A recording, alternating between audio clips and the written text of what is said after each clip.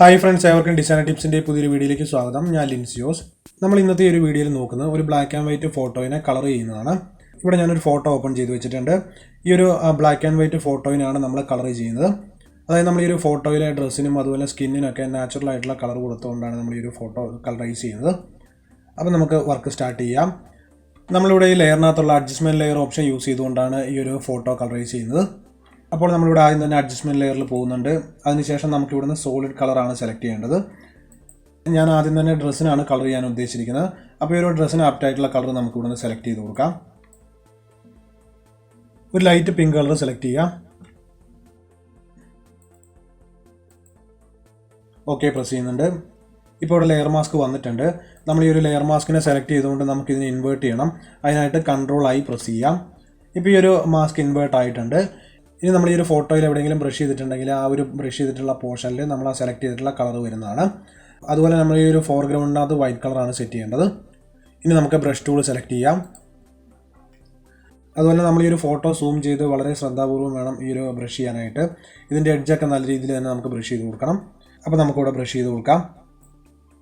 ഇപ്പോൾ സാധാരണ ഇവിടെ ബ്രഷ് ചെയ്യുന്ന രീതിയിലുള്ള ഒരു കളറാണ് ഇവിടെ വന്നുകൊണ്ടിരിക്കുന്നത്. അതിനുശേഷം നമുക്ക് ബ്ലെൻഡിങ് മോഡിൽ പോവാം. ഇവിടെ ബ്ലെൻഡിങ് മോഡിൽ പോയതിന് ശേഷം നമുക്ക് ഇവിടുന്ന് കളർ സെലക്ട് ചെയ്യാം. ഇപ്പോൾ ആ ഒരു കളറിന് യഥാർത്ഥ ഡ്രസ്സിൻ്റെ ആ ഒരു ഫീൽ കിട്ടിയിട്ടുണ്ട്. ഇനി നമുക്ക് ബാക്കിയുള്ള പോർഷനും കളർ ചെയ്ത് കൊടുക്കാം. ഇവിടെ എഡ്ജൊക്കെ നമുക്ക് നന്നായിട്ട് സൂം ചെയ്ത് വെച്ചതിന് ശേഷം കളർ ചെയ്യാം.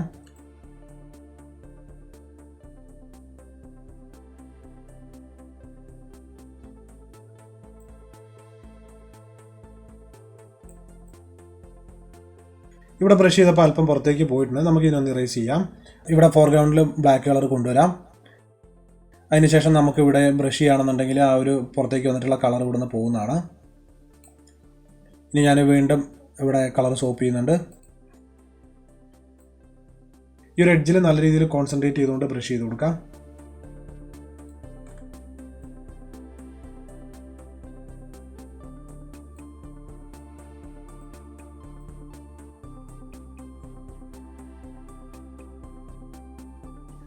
ഇവിടെ അല്പം കളർ പുറത്തേക്ക് വന്നിട്ടുണ്ട്. നമുക്ക് ഇതിനൊന്ന് റിമൂവ് ചെയ്യാം.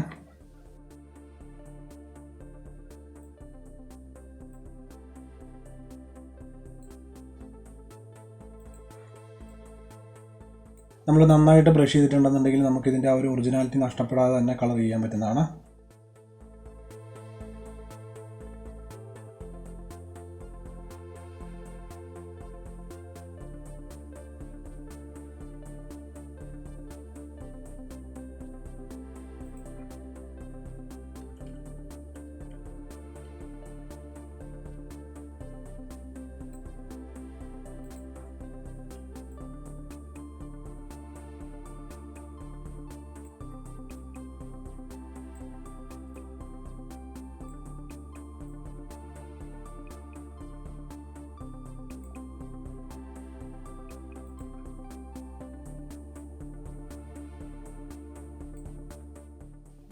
ഇവിടെയൊക്കെ പല ഭാഗത്തും കളർ ചെയ്യാൻ വിട്ടുപോയിട്ടുണ്ട്. അതെല്ലാം കറക്റ്റായിട്ട് കളർ ചെയ്ത് കൊടുക്കാം.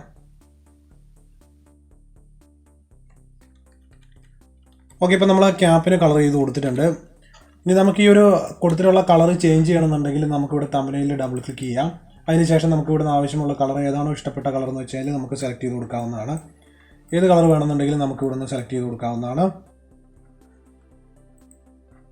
ഇനി നമുക്ക് അടുത്തായിട്ട് ഈ ഒരു ഡ്രസ്സിലും ഇതേ സെയിം കളർ തന്നെയാണ് ഞാൻ കൊടുക്കാൻ ഉദ്ദേശിച്ചിരിക്കുന്നത്. നമുക്ക് അവിടെയും കളർ ചെയ്യാം. നമുക്ക് വീണ്ടും മാസ്കിനെ സെലക്ട് ചെയ്യാം. ഈ ഒരു ഡ്രസ്സിൽ ഞാൻ ബ്രഷ് ചെയ്യുന്നുണ്ട്.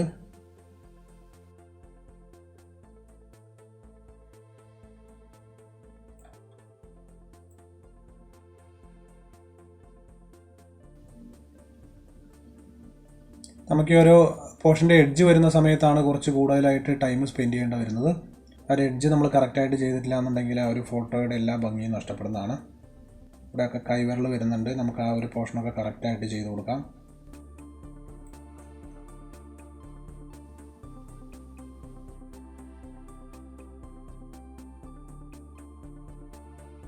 ഇതുപോലുള്ള വർക്കുകളൊക്കെ നിങ്ങൾ പ്രാക്ടീസ് ചെയ്യുക. അപ്പോൾ നിങ്ങൾക്ക് മൗസ് നല്ല രീതിയിൽ കൺട്രോൾ ചെയ്യാനായിട്ട് കഴിയുന്നതാണ്.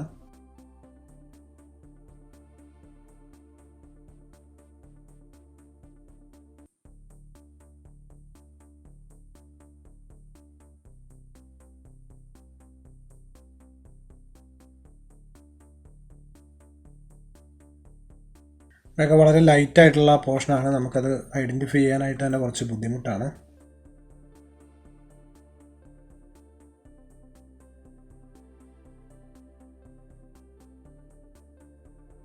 ഇപ്പോൾ ഈ ഒരു ഫോട്ടോയിലെ ഡ്രസ്സിൻ്റെ പോർഷൻസ് എല്ലാം കംപ്ലീറ്റ് ആയിട്ടുണ്ട്. അതിനുശേഷം ഈ ഒരു ഫേസിനകത്തുള്ള ഒരു സ്റ്റിക്കറിന് ഞാൻ ഈ ഒരു പിങ്ക് കളർ തന്നെയാണ് കൊടുക്കുന്നത്.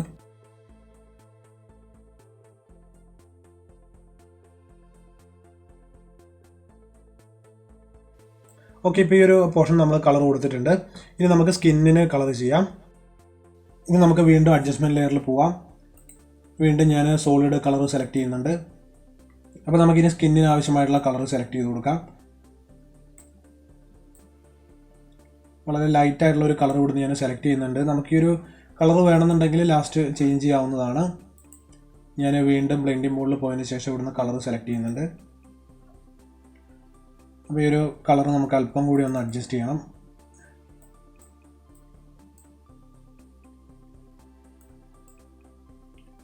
ഓക്കെ, ഇപ്പോൾ നമുക്ക് ഈ ഒരു കളർ കീപ്പ് ചെയ്യാം. ഓക്കെ പ്രസ് ചെയ്യുന്നുണ്ട്. ഞാൻ വീണ്ടും ഇതിനെ ഇൻവേർട്ട് ചെയ്യുന്നുണ്ട്. Ctrl I പ്രസ് ചെയ്യാം. ഇനി നമുക്ക് ഫേസിൽ ബ്രഷ് ചെയ്ത് കൊടുക്കാം.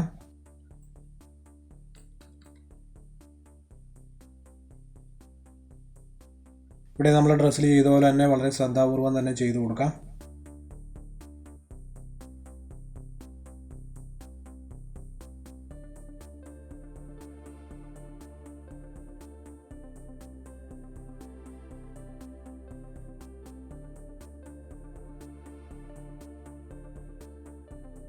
നമുക്ക് ഈ ഒരു ഫേസിൻ്റെ കളർ ടോണൊക്കെ മനസ്സിലാകാനായിട്ട് മറ്റൊരു ഇമേജ് വേണമെന്നുണ്ടെങ്കിൽ റെഫറൻസിനായിട്ട് നമുക്ക് ഓപ്പൺ ചെയ്ത് വെച്ച് അത് നോക്കി ചെയ്യാവുന്നതാണ്.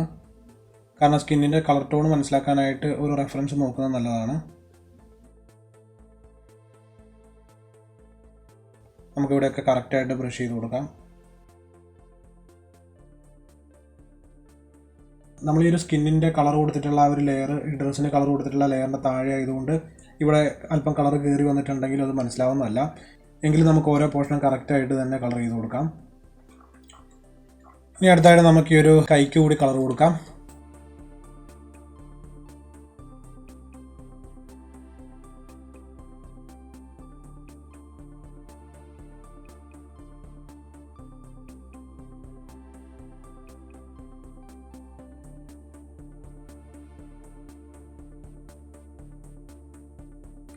നമ്മൾ സ്കിന്നിന് കളർ കൊടുത്തിട്ടുണ്ട്. നമുക്ക് ഇതിൻ്റെ കളർ അല്പം കൂടി ഒന്ന് ലൈറ്റ് ആക്കി കൊടുക്കാം.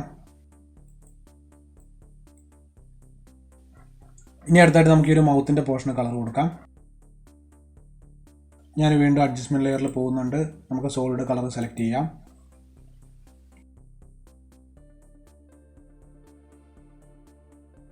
ഇതിനെ നമുക്ക് ബ്ലെൻഡിംഗ് മോഡിൽ പോയതിന് ശേഷം കളർ സെലക്ട് ചെയ്ത് കൊടുക്കാം. ഇവിടെ ഞാൻ Ctrl I അടിച്ചുകൊണ്ട് ഇൻവേർട്ട് ചെയ്യുന്നുണ്ട്.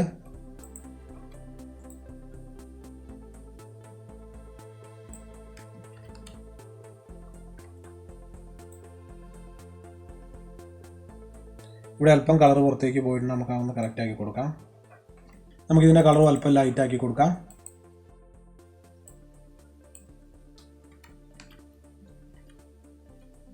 ഓക്കെ, ഇപ്പം നമ്മൾ ആപ്റ്റായിട്ടുള്ള കളർ കൊടുത്തിട്ടുണ്ട്.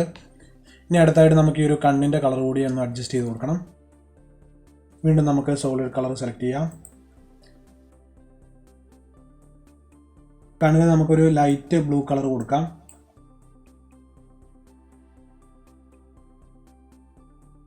ഞാൻ ഇവിടുന്ന് കളർ സെലക്ട് ചെയ്യുന്നുണ്ട്.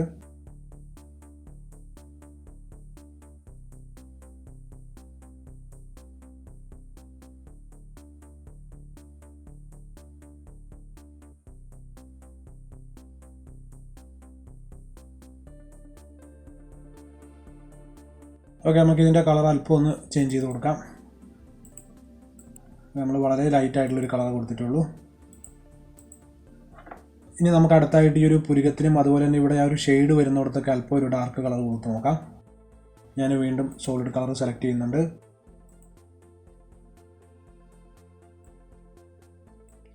നമുക്ക് സ്വല്പം ഡാർക്കായിട്ടുള്ളൊരു കളർ സെലക്ട് ചെയ്യാം.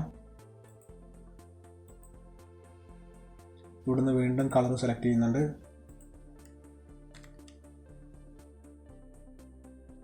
നമുക്ക് ഇതിൻ്റെ ഒരു ഒപ്പാസിറ്റി ഒക്കെ അല്പം ഒന്ന് കുറച്ച് കൊടുക്കാം.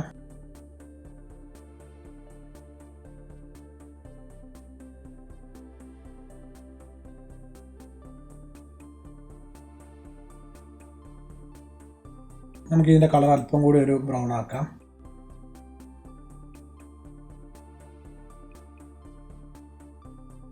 ഇവിടെ നമുക്ക് ഒരുപാട് പുരുകൊന്നും വരുന്നില്ല, വളരെ ലൈറ്റ് ആയിട്ടുള്ളൂ. അപ്പോൾ അതുകൊണ്ട് നമുക്കിവിടെ ലൈറ്റ് ആയിട്ടുള്ള ഒരു ഷെയ്ഡ് കൊടുത്താൽ മതി. അതുപോലെ ഞാൻ വീണ്ടും സോളിഡ് കളർ സെലക്ട് ചെയ്യുന്നുണ്ട്.